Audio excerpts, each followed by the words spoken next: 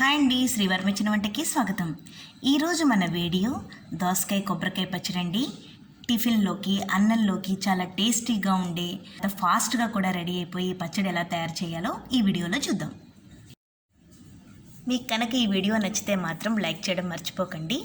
Subscribe చేసుకునేవారు, కొత్తగా చేసుకునేవారు కూడా పక్కనే ఉన్న బెల్ ఐకాన్ మాత్రం క్లిక్ చేయడం మర్చిపోకండి.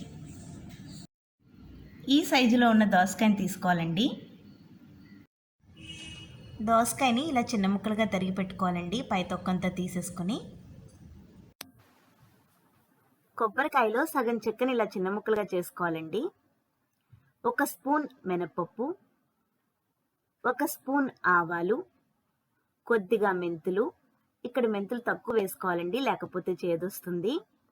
1 టీ స్పూన్ ఇంగు పొడి, 3 ఎండుమిరపకాయలు, 3 పచ్చిమిరపకాయలు, చిన్న నిమ్మకాయ సైజంత చింతపండు, 1 స్పూన్ పసుపు, రుచికి సరిపడినంత ఉప్పు. ముందుగా పోపు వేయించుకోవాలండి. ఒక మూకుడు పెట్టుకుని 2 స్పూన్లు నూనె వేసుకోవాలండి. అది వేడెక్కాక మనం పోపు అంతా వేసేసుకోవాలి. మిరపకాయలు ఇలా చిన్న ముక్కలుగా చేసి పెట్టుకోవాలండి. అందులో ఇంగు కూడా వేసేసుకోవాలి. పోపు వేగిపోయింది కదండి, చల్లారాక మిక్సీ పట్టుకోవాలండి. ఒక మిక్సీ జార్లోకి కొబ్బరి ముక్కల్ని, గుప్పుడు దోసకాయ ముక్కలు వేసేసుకోవాలండి. వేయించి పెట్టుకున్న పోపు కూడా వేసేసుకోవాలి. దానిలోనే పచ్చిమిరపకాయ ముక్కలు, పసుపు, చింతపండు,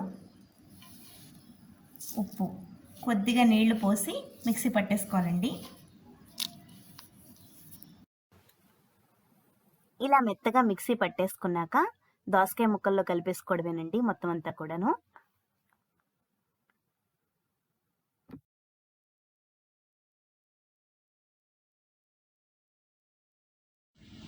టేస్టీ దోసకాయ కొబ్బరికాయ పచ్చడి రెడీ అయిపోయింది కదండి.